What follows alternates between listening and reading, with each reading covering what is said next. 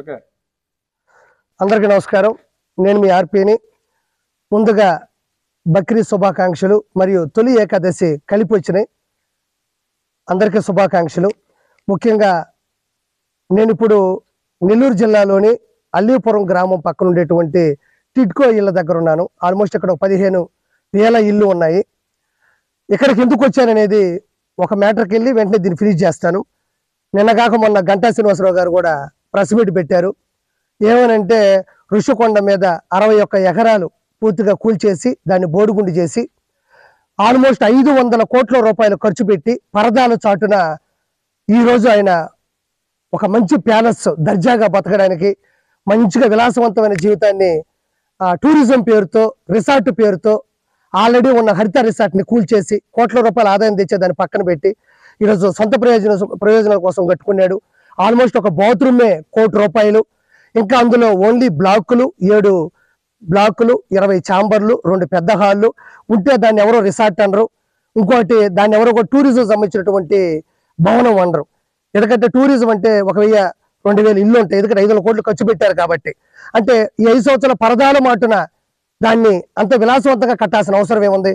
అంటే ఋషికొండను కూడా బోడిగుండు చేసి ప్రభుత్వ సొమ్ముని ప్రజల సొమ్ముని దుర్వినియోగం చేసి అవినీతి చేసి ఆ వ్యక్తి అక్కడ కొండ మీద అంటే సప్త ఋషుల యొక్క కొండ వైజాగ్కి ప్రకృతి వనరులు ప్లస్ ఆకర్షణీయమైంది బీచ్తో పాటు ఉండే దాన్ని కూడా దుర్వినియోగం చేశాడు.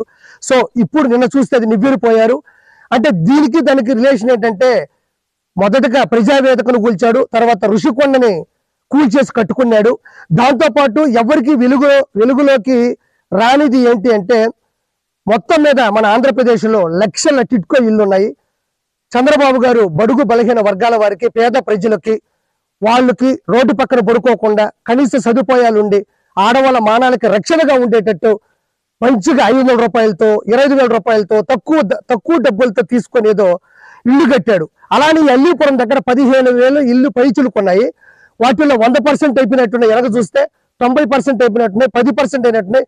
అన్నిటినీ కూడా ఆ రోజు ప్రభుత్వం నుంచి పక్కకెళ్ళిన తర్వాత వైఎస్ఆర్సీపీ గవర్నమెంట్ వచ్చిన తర్వాత కేవలం ఇవి మేము కట్టామని చెప్పుకోవడానికి 300 కోట్ల రూపాయల పైచులకు కలర్లకి అంటే వైఎస్ఆర్సీపీ గవర్నమెంట్కి వేసే కలర్లకి ప్రభుత్వ కార్యాలయాలకు వేసే కలర్లకి ఖర్చు పెట్టారు తప్ప కనీసం ఒక డ్రైనేజ్ కానీ ఒక నీటి సదుపాయం కానీ ఒక జేసీబీ పెట్టి ఆ మట్టిని దోపించడం కానీ ఈ రోజు లోపలికి వెళ్తే ఆ రోజు కట్టింది తప్ప ₹1 కూడా పెట్టుబడింది లేదు. సెంట్రల్ గవర్నమెంట్ ఇచ్చిన డబ్బులు కూడా సొంత లాభాలకి నిధుల్ని పక్కకి జరపడం జరిగింది.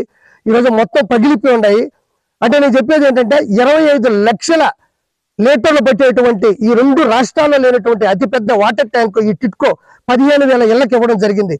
అది కూడా ఎలా అయితే స్టార్ట్ చేసి ఫినిష్ చేయబోయారో దాన్ని కూడా అలానే వదిలేశారు. అంటే ఎందుకు చెప్తున్నా అంటే ప్రజావేదిక కావచ్చు, ఋషికొండ కావచ్చు, టిడ్కో ఇల్లు ఈరోజు గుడివాడలో కూడా 8,000 టిడ్కో ఇల్లు ఉంటే 6,000 ఇచ్చి అందులో ఈరోజు డ్రైనేజ్ లేదు, వాటర్ ప్రాబ్లం, అసలు లోపల కూడా పడుకోలేని పరిస్థితి. ఈ విషయాన్ని ఎలక్షన్ ముందు చెప్దామా అంటే ఈ ఇళ్ల లోపలికి మనం రాలేము. అందరూ ఇక్కడ గంజాయి అమ్మేవాళ్ళు, ఇక్కడ ఒక రౌడీ రాజకీయం జరిగేది.